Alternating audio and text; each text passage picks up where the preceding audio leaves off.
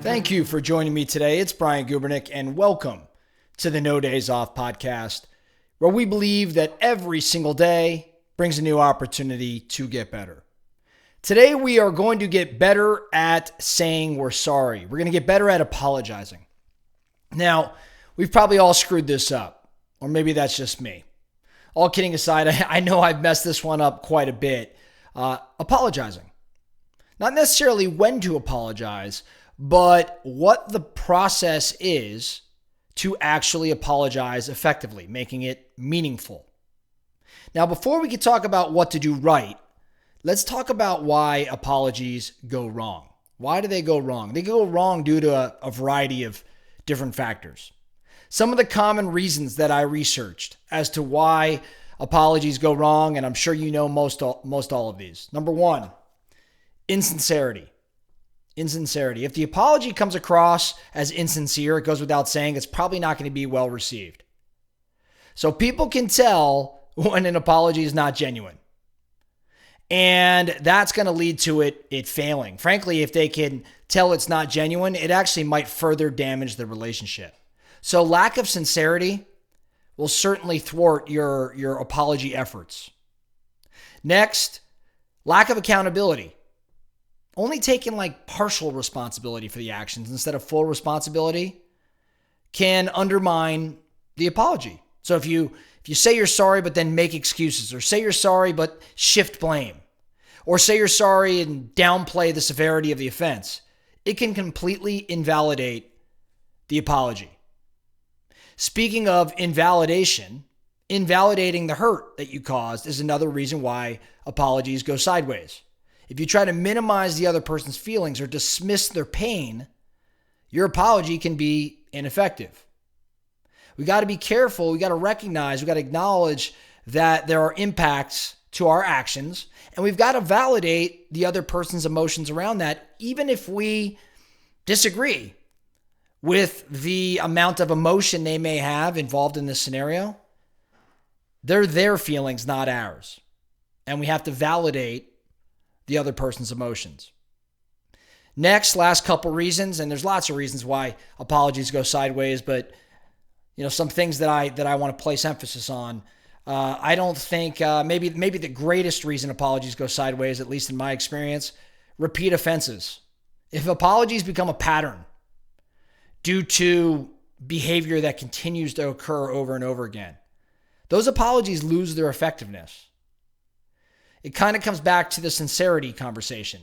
The other person's going to doubt your sincerity, doubt the sincerity of your apology, if there's a history of you doing the same stuff over and over again. So repeated offenses undermine apologies. Last couple things, timing. Timing matters. Apologizing at the wrong time or in the wrong context can really hurt the effectiveness of an apology. For example, apologizing in public when it should be addressed privately can completely undermine your efforts. Apologizing when the other person's still angry and not ready to listen can really undermine your intention. So timing matters here. Timing matters. Expectation of immediate forgiveness is another reason why apologies sometimes don't work. Expecting the other person to forgive you immediately after apologizing can put pressure on them. And it goes back to that invalidation of feelings, putting pressure on them, expecting them to accept your apology and immediately forgive. It might invalidate their feelings. Forgiveness takes time for a lot of people, and you got to respect other people's timelines. Last thing, in a very long list, there's a lot more than this, but last thing that I pay attention to and reasons why apologies do not go the direction you want: apologizing for the wrong reasons. Apologizing to avoid a conflict or manipulate a situation rather than out of just pure and genuine remorse can completely backfire. So it's important to apologize because you genuinely regret your actions and want to make things right, not because you simply want to avoid a conflict or you simply want to potentially take advantage of a situation. Now, knowing all the reasons why apologies may go sideways or may not work, how do we make certain that we're effective when we say, I am sorry? Here's some steps to guide you through a sincere apology. Number one, acknowledge your mistake. Clearly state what you did wrong. Take responsibility for those actions. Do not make any excuses. Do not deflect blame. Say something to the extent of, I know I hurt you when I didn't keep my promise, for example. Be very specific in acknowledging your mistake. Next, number two, express remorse. Show genuine remorse. Let the person know you understand how your behavior affected them. For example, I feel terrible about what I did, and I understand how much it hurt you. That's expressing remorse. Number three, be specific with the apology. Apologize specifically. Be specific about what you're apologizing for. This demonstrates that you understand the impact of your actions. For example, maybe it's, I apologize for not listening. I apologize for not honoring my commitment. Number four, offer to make amends. If it's appropriate, offer to make things right or to fix the situation. Or if you don't know, ask the person. Ask them, what can I do to make up for my mistake? At least it shows that you're committed to repairing the relationship. Number five, change behavior. You got to promise to change your behavior in the future. We mentioned why apologies fail sometimes, and that's because of recurring situations, repeat offenses. We've got to change behavior if we want an apology to be effective. Explain how you plan to prevent similar mistakes. For example, I'm committed to being more attentive and supportive in the future. This demonstrates that you're taking steps to improve yourself in that example. Number six, give the person time. Understand that people take time to process an apology and forgive you. So you got to be patient. You got to give them space if in fact that's what they want.